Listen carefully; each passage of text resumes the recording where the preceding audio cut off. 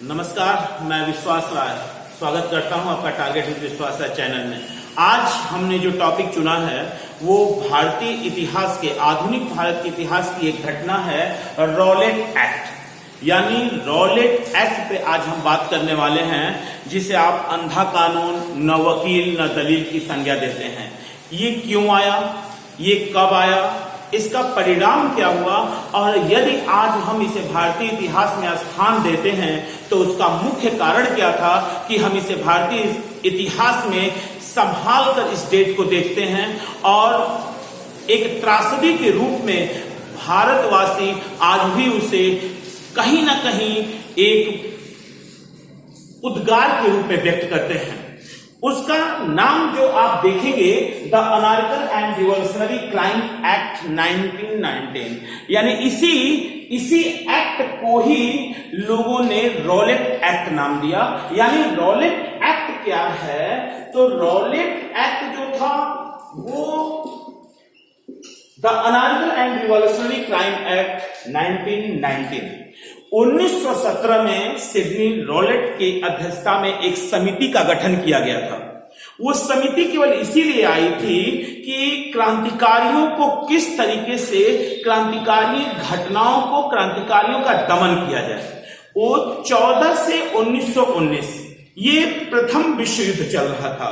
9 जनवरी 1915 को महात्मा गांधी दक्षिण अफ्रीका से भारत वापस आए और उन्होंने आते ही अंग्रेजों ने उनसे कहा कि आप पहले विश्व युद्ध में सहायता करिए, हम आपको आजादी देंगे।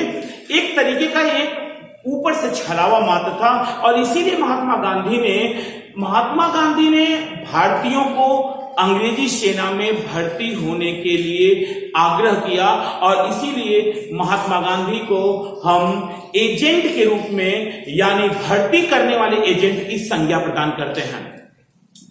अगर हम 1917 की बात करें तो 1917 में सिडनी रॉलेट की अध्यक्षता में जब आयोग गठित हुआ तो मार्च 1919 को रॉलेट एक्ट पारित कर दिया गया।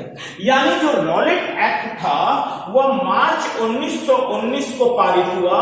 मार्च 1919 को रॉलेट एक्ट पारित हो गया। रॉलेट एक्ट पारित होने के बाद एक तरीके से कहें, एक ऐसा अधिनियम जहां पर पुलिस को ये पूरी आजादी थी कि वो क्रांतिकारियों को पकड़ सकती थी संदेह के आधार पे, उन्हें जब तक चाहे अपनी कस्टडी में रख सकती थी, न्यायालय में उपस्थित करना अनिवार्य नहीं था। इसीलिए इसे पूरे भारत में न वकील न दलील और अंधा कानून की संज्ञा प्रदान की गई। चूंकि 1919 में दूसरा विश्व युद्ध समाप्त हो रहा था और साथ ही जब रॉलेट एक्ट आया तो इसके विरोध करना स्टार्ट हो गया। पूरे भारत में एक तरह से विद्रोह की लहर उठने खड़ी हुई कि ये एक तरह का ऐसा कानून है जो कि आजादी को छीनता है, संशय के आधार पे पुलिस प्रताड़ित करती है। डॉक्टर सत्यपाल, नाम याद रखिएगा आप लोग, डॉक्टर सत्यपाल और सफीउद्दीन किचलू। डॉक्टर सत्यपाल और सफीउद्दीन किचलू, सफीउद्दीन किचलू, ये दो ऐसे लोग थे हमारे स्वतंत्रता आंदोलन में जिन्होंने रॉलेट एक्ट का विरोध किया था। रॉलेट एक्ट का विरोध किया, यानी डॉक्टर सत्यपाल और सफीउद्दीन किचलू को रॉलेट एक्ट का विरोध करने के कारण इन्हें कैद कर दिया गया, यानी इन्हें बंद कर दिया गया। अब इस डॉक्टर सत्यपाल और सफीउद्दीन किचलू की गिरफ्तारी का विरोध हुआ और इस गिरफ्तारी का विरोध करने के लिए 13 अप्रैल 1919 को जलियांवाला बाग में, अमृतसर में वैशाख पूर्णिमा के दिन एक आम सभा आयोजित की गई और प्रत्येक भारतीय जानता है कि इस दिन जो त्रासदी घटित हुई थी, जनरल डायर ने जो गोली चलाने का आदेश पारित किया था, वह आदेश जलियांवाला बाग हत्याकांड का एक इंप्लीमेंट हुआ और 13 अप्रैल 1919 को ही जलियांवाला बाग हत्याकांड हुआ। जलियांवाला बाग हत्याकांड। आप यहां से क्वेश्चन यहीं से उठेंगे पहला, the anarchical and revolutionary crime act क्या है? आपका आंसर होगा रॉलेट एक्ट है। इसे हम रॉलेट एक्ट के नाम से जानते हैं। ये कब आया था? 1919 में आया था। और रॉलेट एक्ट का इंप्लीमेंट किसने किया था? तो याद रखिएगा 1917 में सिडनी रॉलेट ने अध्यक्षता में, सिडनी रॉलेट की अध्यक्षता में, सिडनी रॉलेट की अध्यक्षता में एक आयोग गठित और इसी आयोग ने गठित और इसी आयोग के कहने पे मार्च 1919 में ये रॉलेट एक्ट आया। यानी 1917 में आयोग गठित हुआ, इसने अपना रिकमेंडेशन दिया और मार्च 1919 में रॉलेट एक्ट आया। रॉलेट एक्ट आया क्यों था? क्रांतिकारियों के दमन के लिए आया था। दूसरा प्रश्न, किसने इसके विरोध की कार्रवाई से गिरफ्तार किया गया? डॉक्टर सत्यपाल और सफीउद्दीन किचलू को इसका विरोध करने का गिरफ्तार किया गया। जलियांवाला बाग में आम सभा क्यों आयोजित की गई? इनकी गिरफ्तारी का विरोध करने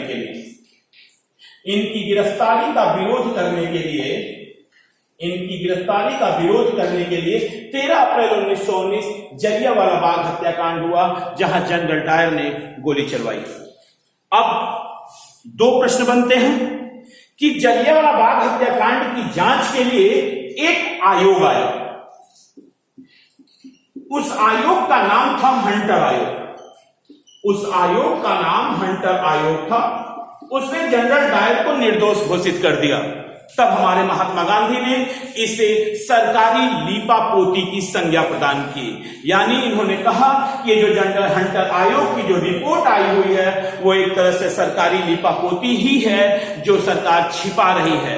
और इसी कारण कांग्रेस ने इसी जलियांवाला बाग हत्याकांड की जांच के लिए एक और आयोग गठित किया जो कांग्रेस की तरफ से था और उस आयोग के अध्यक्ष मोतीलाल नेहरू थे।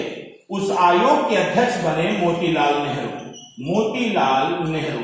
यानी इस आयोग के अध्यक्ष मोतीलाल नेहरू, इस आयोग के अध्यक्ष बनाए गए हमारे, जो इस आयोग जलियांवाला बाग हत्याकांड की जो कांग्रेस ने दिया था वो मदन मोहन मालवीय के नेतृत्व में बना। मदन मोहन मालवीय के नेतृत्व में एक आयोग गठित किया गया जिसमें C.R. दास, मोतीलाल नेहरू, जिसमें महात्मा गांधी, जिसमें M. जयकर आदि सदस्य के रूप में नामित हुए। चूंकि गुलामी थी और गुलामी में गुलामों की आवाज नहीं होती, आवाज होती है तो फिर सरकार की, और चूंकि सरकार ने जनरल डायर को निर्दोष घोषित किया इसलिए जनरल डायर को ब्रिटेन में पूरे उपाधि सम्मान के साथ सम्मानित किया गया।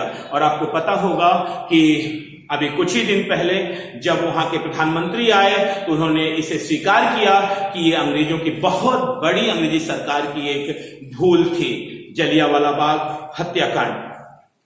तो एक बार मैं पुनः आऊंगा प्रश्नों पे, कंपटीशन के प्रश्नों पे। एक ही प्रश्न ही जाने वाले हैं जो जलियांवाला बाग हत्याकांड और रॉलेट एक्ट से आने वाले हैं।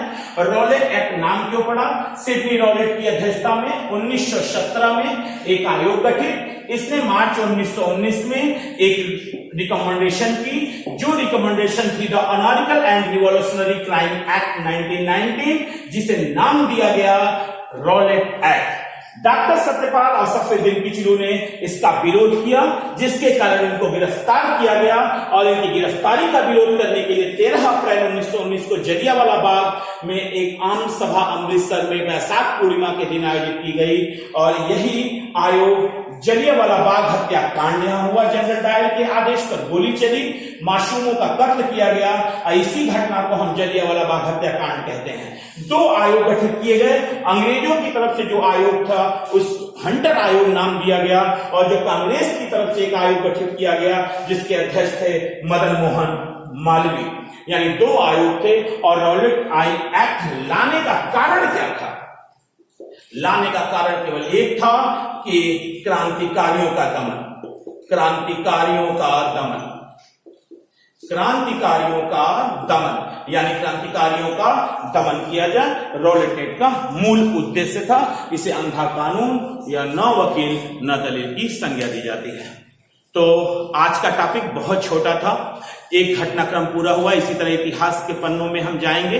कल का जो वीडियो होगा वो पूरे 1857 से 1947 तक का एक हम समरी आपको देंगे। अगर आप किस तरीके से डेटों को याद किया जाए, तारीख को याद किया जाए, नामों को याद किया जाए, कल इस पर हम पूरी चर्चा करेंगे।